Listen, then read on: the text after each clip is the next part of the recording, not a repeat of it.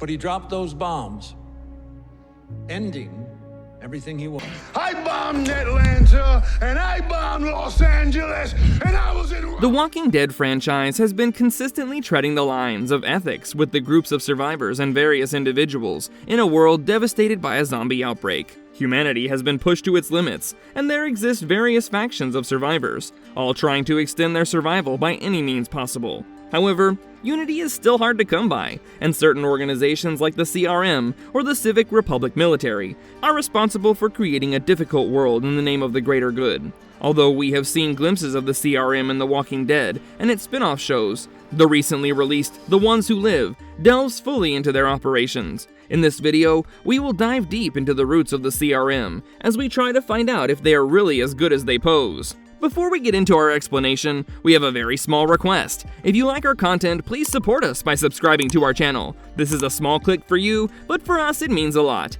Thank you. Let's begin.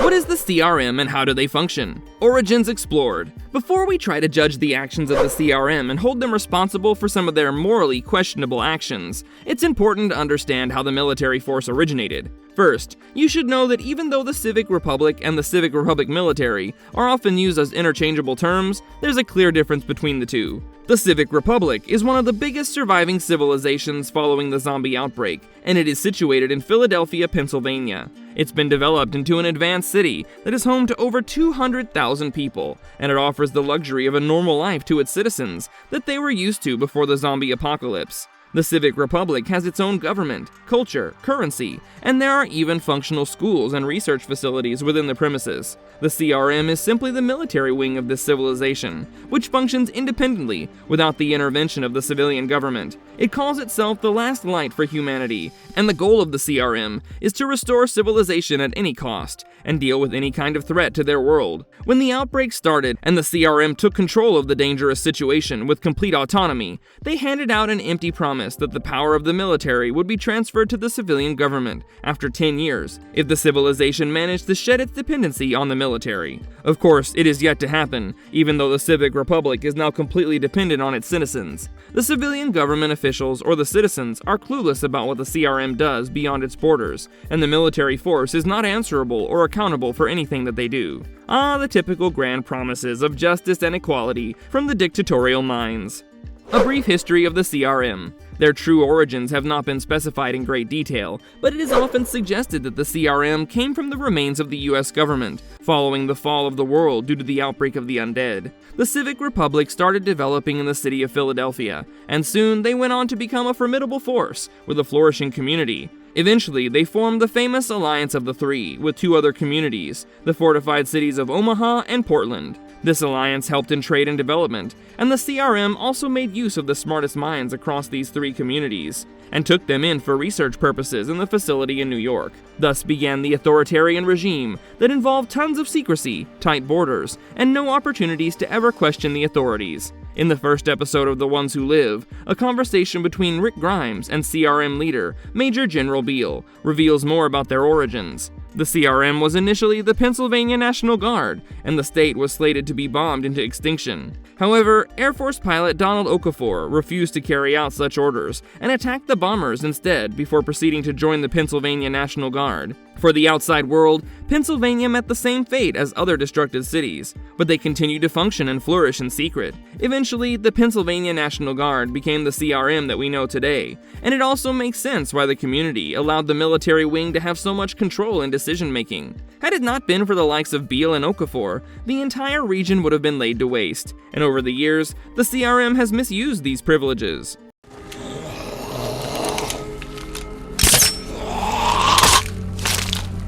How has the CRM been portrayed in the Walking Dead franchise? While the CRM takes center stage in The Walking Dead: The Ones Who Live, their presence has been revealed in the original Walking Dead series itself. We first saw Jadis, the leader of a group of survivors called the Scavengers, strike a deal with the CRM, where she would provide them with prisoners for their experiments in return for supplies for her group. The CRM classifies survivors into two groups, A and B, where the former represents survivors who have leadership qualities and are prepared to die for their cause, and the latter represents those who are simply happy to be alive. Only B category survivors are taken in to become citizens, and the former are mostly subjects of experiments that can be worse than death. Jadis briefly severs contact with the CRM after an armed group wiped out her entire community, but she resumes contact after 18 months. She now wants to become part of the CRM and begs them to take her, but they want her to deliver them a Category A prisoner to prove her loyalty. Finally, when Rick is injured following the explosion at the bridge that makes everyone assume he's dead,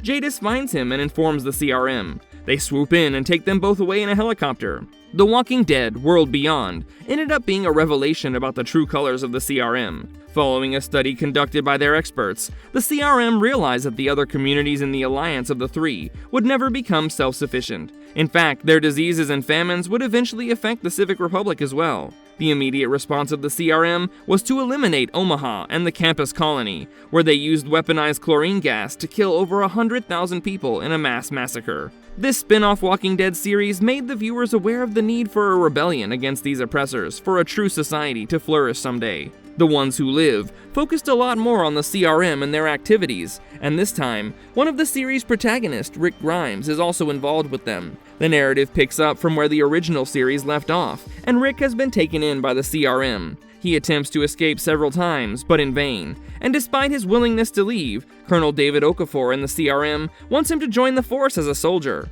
Okafor reveals that he wants to introduce certain changes in the functioning of the CRM, and these reforms seem to be for the betterment of the ethical practices missing in the force. We also get further insights about how the CRM originated and how it functions. And finally, in episode 3, we see a daring escape attempt by Rick's wife Michonne, who jumps off a CRM helicopter along with Rick. The following episode will surely explore more about the CRM, and you can expect some payback for this corrupt force. You pick up the ball and there's a gap!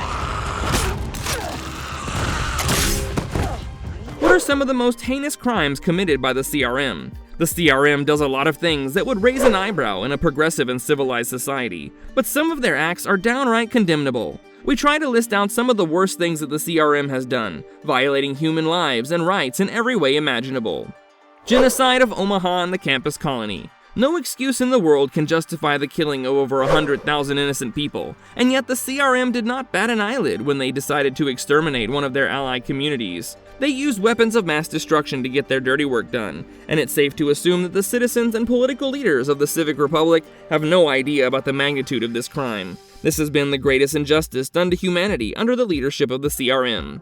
Unjust restrictions for secrecy. They call the Civic Republic a free society, but those living in the confines of this civilization are not really free. Freedom merely serves as an illusion here, as the people live an artificial make-believe life, and nobody is allowed to leave the borders. The CRM puts a high value on their secrecy, and anyone who attempts to escape is captured and punished. The military wing allows no communication with the outside world, and the citizens are kept in the dark regarding the events of what happens outside the borders. It seems like the CRM leadership lives in fear of the same consequences being handed out to them as they did to the campus colony in Omaha. The importance for secrecy would have been understandable had the Civic Republic been a small and vulnerable group of survivors. But even with a powerful military force, the need for such secrecy is clearly against their primary ideology of restoring society to what it used to be. Fear of other advanced forces taking down the CRM, and the ease of oppressing an entire civilization without the citizens having the faintest clue, seems to be the major factors behind the obsession to remain hidden.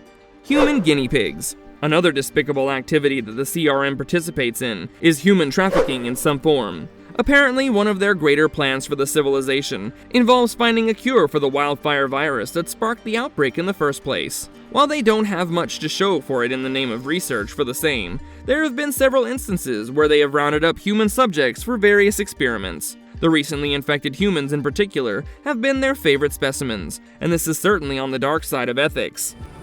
The future.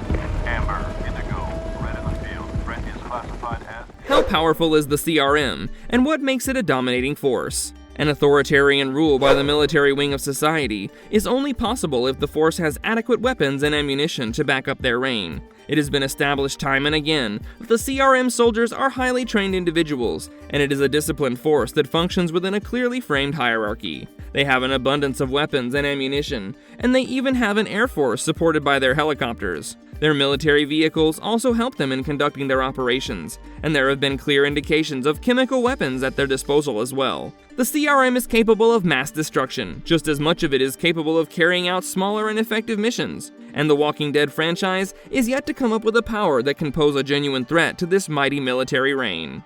Marvelous verdict. A force that lost its legitimacy in the name of duty. Actions for the greater good have been an invulnerable excuse for wrongdoers, and the CRM seems to have adopted this route. The guardians of the largest known community in the post-apocalyptic US seems to have been corrupted beyond repair, and it's unlikely that a handful of individuals with the right ideas will set things back in order. One of the best examples of this is Pearl Thorne in The Walking Dead, The Ones Who Live. She's shown to be guided by the goals of changing the CRM from within, but by the third episode of the series, we can see that a promotion has already made her overly ambitious and duty-bound. She remains faithful to the overall CRM cause without worrying too much about the dirty secrets of the organization or the methods they take to get there. You could argue that in a society facing the threat of extinction from the walkers, such high-handedness and tough decisions are a necessary evil, but this simply defeats the purpose of setting the world back in order. It's a universal truth that power corrupts, and unchecked power like the CRM has is always bound to have negative consequences. So irrespective of what their greater altruistic goals may be, it's safe to say that the CRM is truly the overarching antagonist of the franchise, and nothing can justify their unchecked actions. Do let us know in the comments below about your thoughts on the CRM and some of their questionable activities. Also tell us what you think will happen in this military organization going ahead with the series. And if you liked our content, don't forget to leave a like and subscribe to us if you haven't already. Have a good one and be safe. Thanks everyone!